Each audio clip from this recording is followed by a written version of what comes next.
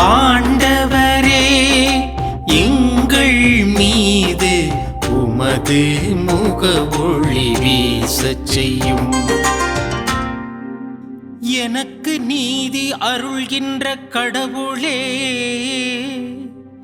நான் மன்றாடும் போது எனக்கு பதிலளித்தருளும்.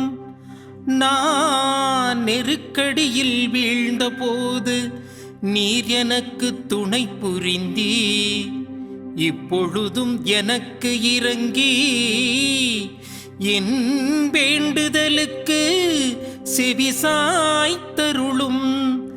மானிடரே, எவ்வளவு காலம் எனக்கு உரிய மாட்சிக்கு இழுக்கை கொண்டு வருவீர்கள்? எவ்வளவு காலம் பெருமையை விரும்பி பொய்யானதை நாடிச் செல்வீர்கள்?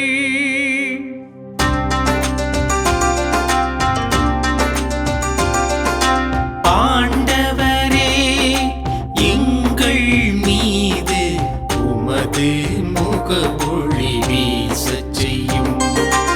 ஆண்டவரே, எங்கள் மீது உமது முகவொளி வீசச் செய்யும். மாதா தொலைக்காட்சி நேயர்கள் அனைவருக்கும் இனிமையான வணக்கத்தை தெரிவித்துக் கொள்கின்றேன். தினம் ஒரு திருப்பாடல் நிகழ்வின் வழியாக இன்று நாம் தியானிக்கவிருக்கின்ற அந்த திருப்பாடல் 4. இந்த திருப்பாடலிலே பார்க்கின்ற பொழுது தாவீது அரசன் தனது வாழ்க்கையிலே ஏற்பட்ட பல்வேறு விதமான நிகழ்வுகளிலே அவர் நம்பிக்கையின் பாடலாக இவற்றை சமர்ப்பிக்கின்றார். இந்த நம்பிக்கையின் பாடல் என்று பார்க்கின்ற பொழுது அவர் இறைவனை நோக்கி ஏறெடுக்கின்ற அந்த ஜெபத்தை குறித்து சொல்லப்பட்டிருக்கின்றது. துன்பம், எதிர்ப்பு, அவமதிப்பு போன்ற பல்வேறு நிலைகளெல்லாம் வருகின்ற பொழுது அவர் எப்படி நிலை குலையாமல் இருந்தால், எப்படி கடவுளது அன்பு அவரை வழி நடத்தியது என்பதையும், அந்த இறைவன் மீது நம்பிக்கை வைப்பதனுடைய அவசியத்தை குறித்து இந்த திருப்பாடல் நமக்கு சுட்டி காட்டுகின்றது. முதலாவதாக பார்க்கின்ற பொழுது, எனக்கு நீதி அருளுகின்ற கடவுளே, நான் மன்றாடும் போது எனக்கு பதில் அளித்தருளும் என்று சொல்லுகின்றார். அப்படி என்றால் கடவுளை அவர் நீதியின் அரசராக ஏற்றுக்கொண்டார். ஆனால் இன்றைக்கு நம்முடைய வாழ்க்கையில் அந்த நீதியின் அரசர் என்று சொல்லுகின்ற பொழுது அதனுடைய தன்மையை நாம் புரிந்து கொள்கின்றோமா என்பதை சற்று உணர்ந்து பார்க்க வேண்டும். அந்த சூழ்நிலையிலே தாவீது அரசன் இறைவனை புகழுகின்ற பொழுது அந்த இறைவன் அவருக்கு எப்படிப்பட்ட ஒரு நன்மைகளை தரக்கூடியவராக இருக்கின்றார் என்பதை சுட்டி காட்டுகின்றது. அதே போல கடவுள் ஒரு நேர்மையாளராக இருக்கின்றார், நீதியின் அரசராக இருக்கின்றார் என்பதை அவர் புரிந்து கொண்டார், அதன்படி செயல்கின்றார். அப்படி என்றால் நமது வாழ்க்கையிலே நாம் என்ன செய்ய வேண்டும் என்றால், நெருக்கடிகள் வருகிறது. நம்முடைய வாழ்க்கையிலே பல்வேறு விதமான நெருக்கடிகள் வருகின்றன. அந்த நெருக்கடியின் பொழுது இதோ கடவுளை முன்னிறுத்த வேண்டும். நாம் என்ன செய்கின்றோம் என்றால், பல்வேறு காரியங்களை குறித்து நாம் கவலைப்படுகின்றோம், அதற்காக பலரை நாடி செல்கின்றோம். ஆனால் நாம் நாடி செல்ல வேண்டியது அந்த இறைவனை என்பதை நாம் புரிந்து கொள்ள வேண்டும். அதை தான் திருப்பாடலில் தாவீது அரசன் முழுமையாக அதை உணர்ந்து செயல்படுகின்றார். அப்படி செயல்படுகின்ற பொழுது அவருக்கு பல்வேறு விதமான வெற்றிகள் கிடைக்கின்றது, நம்பிக்கைகள் கிடைக்கின்றது. அதனை தொடர்ந்து பார்க்கின்ற பொழுது, மானிடரவே எவ்வளவு காலம் எனக்குரிய மாட்சிக்கு இழுக்கை கொண்டு வருவீர்கள் என்று கேட்கின்ற பொழுது கடவுள் நம்மிடத்திலே எதிர்பார்க்கின்றார். நாம் என்ன செய்ய வேண்டும்? அவருக்கு நன்மைகளை ஆற்றுகின்றவர்களாக இருக்க வேண்டும், அவரது நன்மைகளை புரிந்து கொண்டவர்களாக இருக்க வேண்டும் என்பதை இங்கே உணர்த்துகின்றது. இங்கே தாவீது தன்னை எதிர்ப்பவர்களிடத்திலே கேள்வியை கேட்கின்றார், அவரை எதிர்த்து வரக்கூடியவர்களை கேள்வி கேட்கின்றார். அதே போல வீணான வழிகளை எல்லாம் நோக்கி திரும்பாமல் கடவுளது வழியை நோக்கி திரும்புங்கள் என்பதை அவர் சுட்டி காட்டுகின்றார்.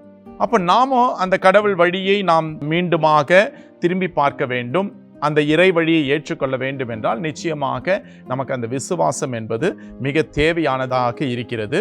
அதே போல நாம் அனைவரும் இறைவனுக்கு சொந்தமான பிள்ளைகள் என்பதை முதலிலே உணர வேண்டும்.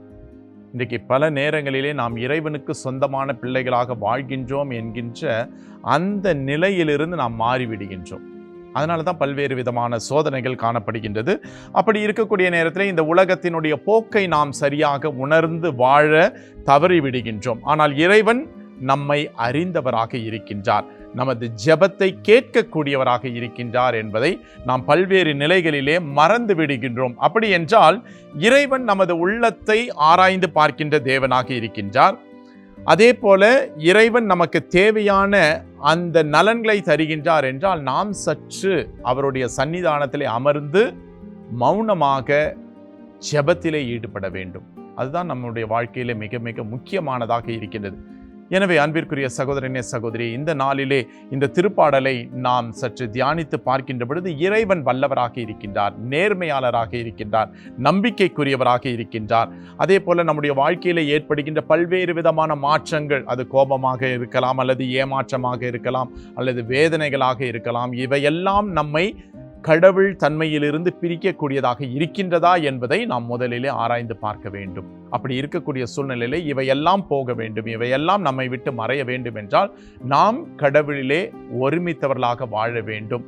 அதற்கான ஒரு வாழ்வை வாழ்கின்ற பொழுது நிச்சயமாக இறைவன் நமக்கு தேவையான நலன்களை தருவார்.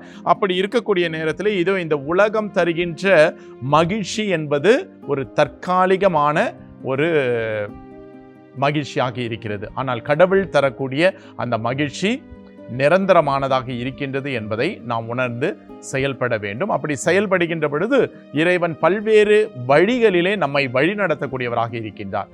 எனவே இந்த நாளிலே இந்த திருப்பாடலை நாம் மீண்டும் மீண்டுமாக வாசித்து பார்ப்போம். இறை வார்த்தை நமக்கு மீண்டுமாக எதை சுட்டி காட்டுகின்றது? என் உள்ளத்திலே ஒரு நம்பிக்கையை ஏற்படுத்துகின்றதா, ஒரு தெளிவை ஏற்படுத்துகிறதா என்பதற்காக நாம் ஒருங்கிணைந்து இந்த நாளை ஒப்பு கொடுப்போம். எனவே இந்த நேரத்திலே நம்மையே நாம் ஆண்டவரிடத்திலே ஒப்பு கொடுத்து ஒரு கணம் ஜெபிப்போம். இரக்கம் மிகுந்த எங்கள் நல்ல ஆண்டவரே, இதோ இந்த நேரத்திற்காக நாங்கள் உமக்கு நன்றி செலுத்துகின்றோம். தகப்பனே, நாங்கள் உம்மில் நம்பிக்கை கொண்டவர்களாக வாழ்வதற்கும் இதோ இந்த உலகத்தின் காரியங்களிலே நாங்கள் ஈடுபடுகின்ற பொழுது ஞானத்தோடும் விவேகத்தோடும் நாங்கள் செயல்பட வேண்டும் என்பதை உணர்த்துகின்றீர். எனவே அத்தகைய தன்மையில் நாங்கள் என்றுமே ஒருங்கிணைந்து அந்த ஜெபத்திலே நாங்கள் ஈடுபட்டு வாழுகின்ற பொழுது நீர் எங்களுக்கு பல்வேறு விதமான விடயங்களை நீர் தெளிவுபடுத்தக்கூடியவராக இருக்கின்றீர். எனவே அத்தகைய ஒரு ஆன்மீக வளர்ச்சி எங்களிலே தர வேண்டும் என்று எங்கள் ஆண்டவராகிய கிறிஸ்து வழியாக உம்மை மன்றாடுகின்றோம். ஆமென்.